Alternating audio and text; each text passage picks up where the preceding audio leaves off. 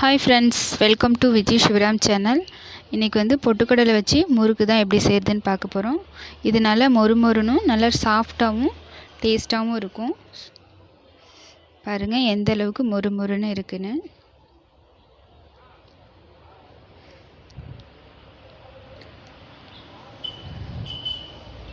வீடியோவை ஸ்கிப் பண்ணாமல் பாருங்கள், அப்போ தான் கடைசி வரைக்கும் நான் சொல்லியிருக்க ஸ்டெப் தெரியும்.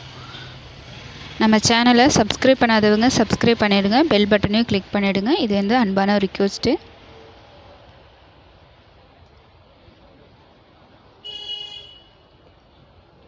வாங்க எப்படி செய்கிறதுன்னு பார்க்கலாம். ஃபஸ்ட்டு ஒரு அகலமான பாத்திரம் எடுத்துக்கலாம். அதில் ஒரு சல்லடை வச்சுட்டு 1 கப் பொட்டுக்கடலை எடுத்துக்கலாம். பொட்டுக்கடலையை நல்லா மிக்சியில் ஜாரில் சேர்த்துட்டு நல்லா நைஸாக அரைச்சிட்டு எடுத்துக்கலாம். அரைச்சாச்சு. இப்போ இதை நல்லா சலித்து எடுத்துக்கலாம். நீங்கள் டைரெக்டாக கடலை மாவு கூட சேர்த்துட்டு சலித்து எடுத்துக்கலாம்.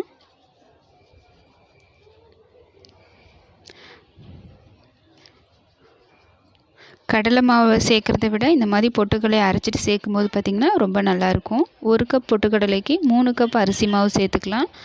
நான் வந்து இடியாப்ப மாவு தான் எடுத்திருக்கேன். நீங்கள் எந்த மாவு வேணால் எடுத்துக்கலாம். எடுத்துகிட்டு இந்த மாதிரி சலித்து எடுத்துக்கலாம்.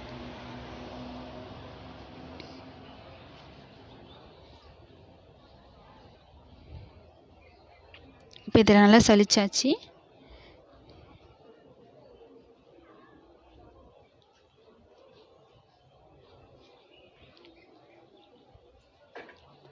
இப்போது 1 டீஸ்பூன் தனி மிளகாய்த்தூள், 2 டீஸ்பூன் எள், 1 டீஸ்பூன் ஓமம். ஓமத்தை வந்து கையில் நல்லா லைட்டாக அப்படி கசக்கி விட்டுட்டு சேர்க்கும்போது பார்த்திங்கன்னா நல்லா வாசனையாக இருக்கும்.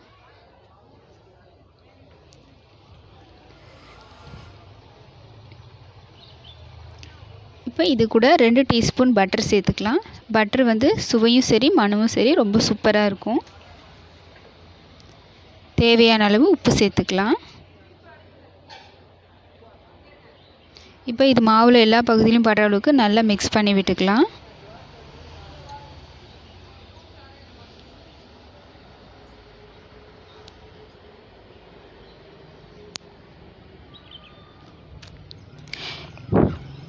எந்த கப்பில் பொட்டுக்கடலை எடுக்கிறீங்களோ அதே கப்பில் அரிசி மாவையும் எடுத்துக்கோங்க.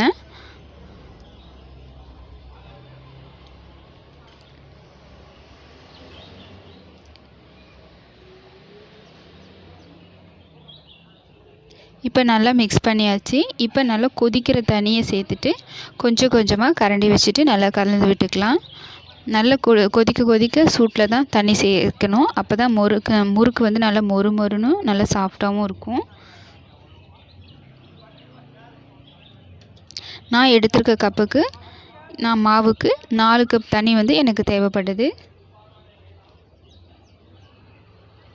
தண்ணியை வந்து ஒரேடியாக சேர்க்காம கொஞ்சம் கொஞ்சமாக இந்த மாதிரி சேர்த்துட்டு நல்லா கலந்து விட்டுக்கலாம்.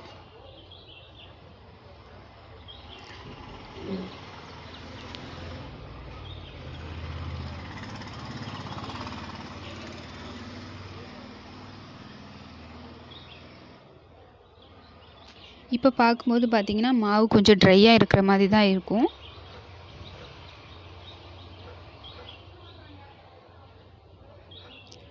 இதை நல்லா கலந்து விட்டுட்டு இப்போ மேல் மாவை வந்து நல்லா இந்த மாதிரி அழுத்தி விட்டோம் அப்படின்னா இந்த சூட்லேயே மாவு வந்து பாதி வெந்துடும். இப்போ இதை ஒரு மூடி போட்டுட்டு ஒரு 5 நிமிஷம் ரெஸ்ட் விட்டுடலாம். இப்போ மாவு வந்து கொஞ்சம் சூடாறி கை பொறுக்கிற சூட்டுக்கு வரும். 5 நிமிஷம் ஆனதுக்கப்புறமா இந்த மாவை வந்து இந்த மாதிரி நல்லா அழுத்தி விட்டு நல்லா பிசைஞ்சு விட்டு எடுத்துக்கலாம். உங்களுக்கு இந்த டைமில் ட்ரையாக இருக்குது அப்படின்னா நீங்கள் வெது வெதுப்பான தண்ணியை கையில் தெளிச்சிட்டு கூட சேர்த்துட்டு பிசைஞ்சு விட்டு எடுத்துக்கலாம். எனக்கு வந்து இந்த தண்ணி சரியாக இருக்குது. இதை நல்லா பிசைஞ்சு விட்டு எடுத்துக்க போகிறேன்.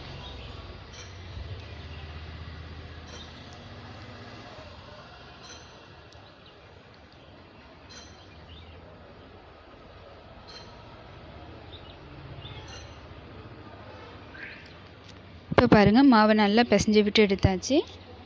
மாவோட கன்சிஸ்டன்சி இந்த மாதிரி தான் இருக்கணும். ரொம்ப ஹார்டாக இல்லாமல் ரொம்ப இலக்கமாகவும் இல்லாமல் இந்த பக்குவத்துக்கு இருந்தால் சரியாக இருக்கும்.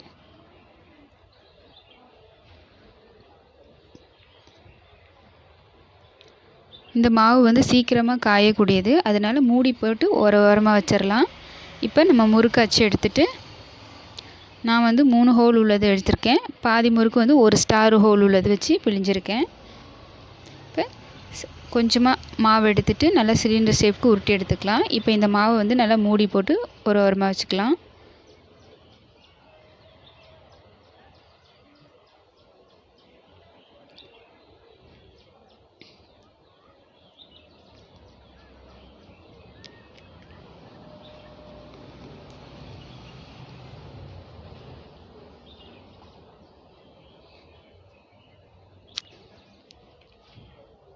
இப்போ முறுக்கு அச்சை ஃபில் பண்ணிவிட்டு நமக்கு ஃபஸ்ட்டு தேவையான ஒரு பிளேட்லேயோ இந்த மாதிரி எண்ணெய் தடவிட்டு பிழிஞ்சு வச்சுக்கலாம். அப்படி இல்லைன்னீங்களா நீங்கள் கரண்டியில் கூட டைரெக்டாக பிழிஞ்சு விட்டுக்கலாம்.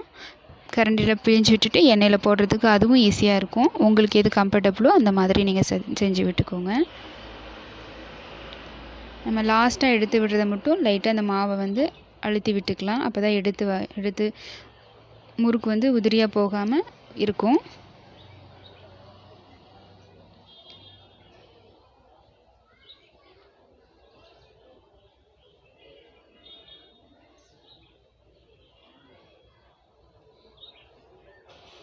இந்த மாதிரி கரண்டியில் பிழிஞ்சிட்டு கூட நீங்கள் டைரெக்டாக எண்ணெய் நல்லா சூடானதையும் மீடியம் ஃப்ளேமில் வச்சு நல்லா பொரிச்சு எடுத்துக்கலாம். இந்த மாதிரி சேர்த்துக்கலாம்.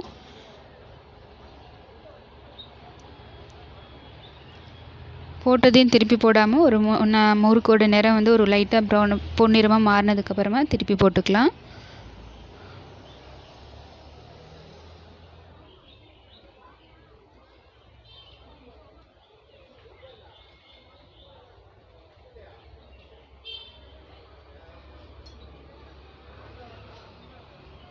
ரெண்டு பக்கமும் நல்லா திருப்பி போட்டு நல்லா பொன்னிறமாக வேக வச்சு அந்த எண்ணெயோட கொதியெலாம் அடங்கின பிறகு எடுத்துக்கலாம்.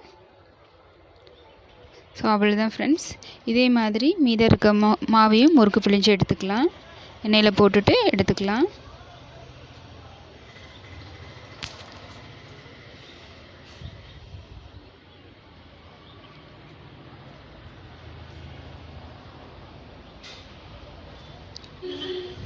அவ்வளோதான் ஃப்ரெண்ட்ஸ், நல்ல சுவையான பொட்டுக்கடலை முறுக்கு வந்து ரெடி. இது வந்து சீக்கிரமாக செஞ்சிடலாம். ஒரு 10 நிமிஷம் இருந்தாவே போதும்.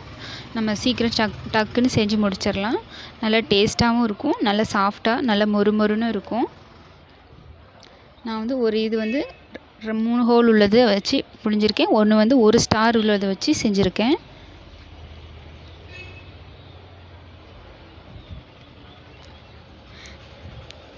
வீடியோ பிடிச்சிருந்தா லைக் பண்ணுங்கள், ஷேர் பண்ணுங்கள், மறக்காமல் நம்ம சேனலை சப்ஸ்கிரைப் பண்ணுங்கள். Thank you friends.